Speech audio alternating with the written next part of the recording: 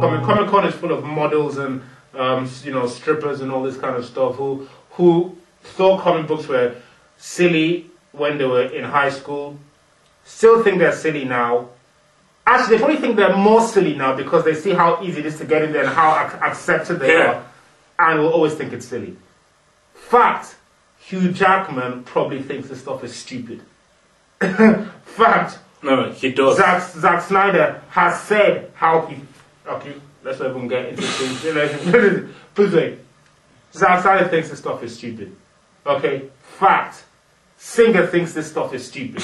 Okay, Superman Returns. Fact.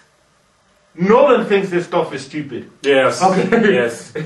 So don't for 1 second think that Nolan really... Don't get confused. Nolan has shown that he thinks, oh, I'm now going to bring myself down to their level and create a movie that's obviously much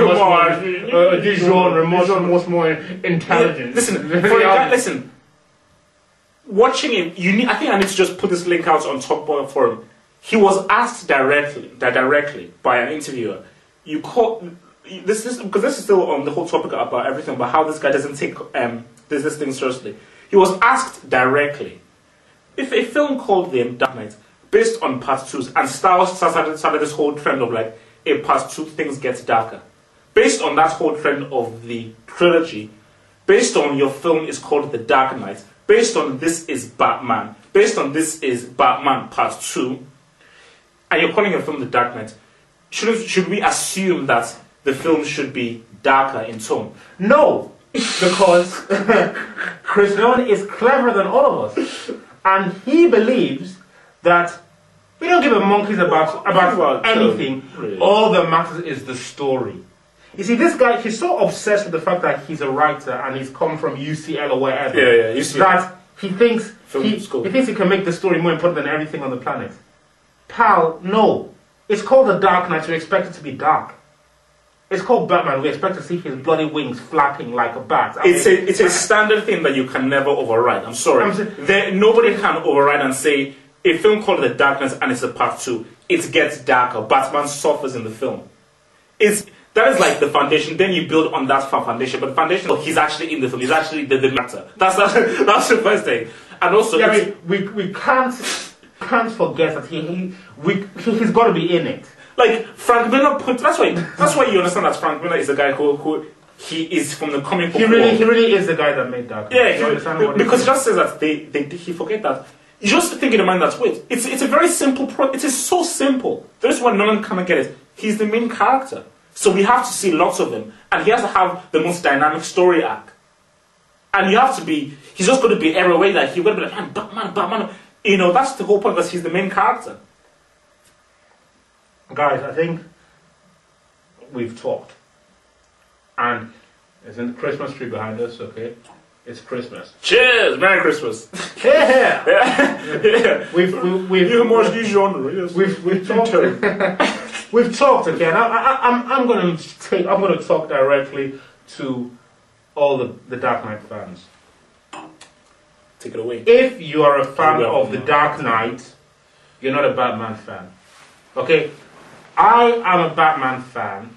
Okay? And it is my words now, my self-defensive moves and declaration that if you're a fan of The Dark Knight, you're not a Batman fan, because he wasn't in it.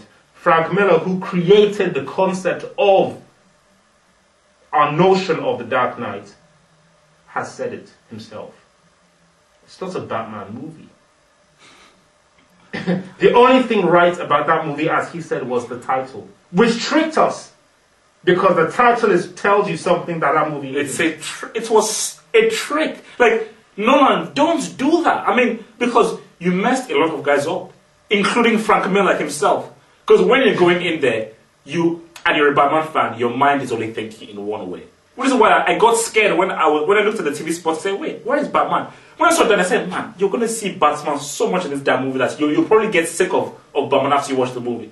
Because when I said, well, it's calling the film The Dark Knight and it's part 2, I was like, bloody hell. After that roof scene, the Batman, he will suffer so much, his cape is going to burn, he's going to have like an epiphany, he'll travel, he'll fly, he'll fall, he'll glide, he'll be everywhere, he'll think. But like, He just made some stupid speeches. Like, nothing about food. It's one of the dumbest speeches I've ever heard. That man doesn't give a damn about what the people deserve. The only thing he needs is that he's selfish. He needs an excuse to keep beating people up. And if he can't get that, then he's in trouble, which is why he needs Gotham City. Now, he is Batman for life. It is in and within him. He only starts being Batman when he gets over the death of his parents. But man, when that happens, it takes years for that to happen. If that's ever happened, it will take years. Because it is such a huge part of him that... Guys, Half Hope mentioned to me a while ago, something I didn't realize, that he never went to the grave of his parents. A guy mentioned that on the Superhero forum, and I was like, yes. Guys,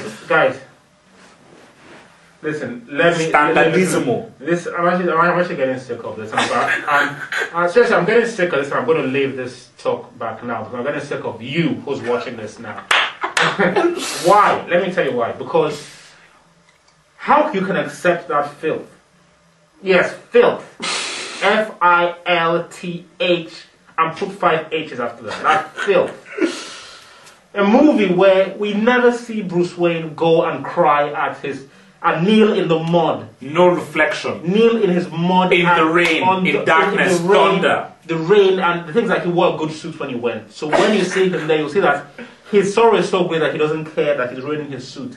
In that mud, at that marble headstone. And you see him, and it happens in the middle of the film, when there. Joker has pushed him. Exactly. He goes to that grave and realizes, how can I become more? Because, listen, Heath Ledger put such a mad, such a provocative Joker on the table that you have to evolve. You can't just say that, oh, I believe that this city still has good in it. I believe in this is what believe. I believe in love. No, you don't believe anything. If I was Heath Ledger's Joker, I'd be like, man, you're a dumb boy, and I'm wasting my time. No, that's right. First of all, you're a dumb boy, and I'm wasting my time. The whole point that I'm like, this is because of you. If I was Gordon, alright, I'd be like, mate, you're dressed in a costume, speaking like Daffy Duck, actually worse than Daffy Duck, and you're sitting there telling me that you don't believe anything. What you need to do is go to the local clinic and sort your head out.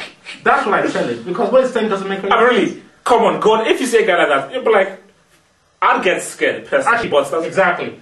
Truth be told, I probably wouldn't say that. I'd probably run away. This guy, he could hop and do some weird stuff. He's weird. Any man who sits, it's like me sitting. Okay, do you remember Sesame Street? Of course. Okay, we all remember. Okay, remember Big Bird? If I wore a Big Bird costume, okay, and looked at you on the street and said, "Hello, hi, I was wondering, what do you guys think about global warming?" And I made no reference to the fact that I'm speaking to you in a Big Bird costume, and I never make a reference to it. And you go, and then I go, "Yeah, sorry, is there a problem with my clothes?" Listen, that means I messed up mentally. That means I'm sick in the head. Right? And we've got a man who's dressed in the most extraordinary costume at night. And there's no reference to how he's dressed in a bloody batsuit. Because people will just take it for granted because, it's Batman. We know who Batman is and everything like that. No, we don't know who you are. You've not explained it. I'm watching your film as on a fresh plate. Stupid. And so yeah, basically, guys, so yeah, we just need to just run things off for everything now. As I said again, thank you for having me. Thank you again. Yes. Always a pleasure. And make sure and listen anything and listen. Guys, please, when the mail comes back, don't tell him I was here because he doesn't know I was here. I sneaked on so I could quickly say my thoughts, and I'll be gone before you know it. And your thoughts are going to have a lot of reaction. And that's why I'm called the Phantom of Hope. So yeah, guys, basically, 2009 is coming big. Hope you enjoyed the show, man. Keep getting in there. Remember, www.talkbackworld.net. We need to go. And on that note, guys.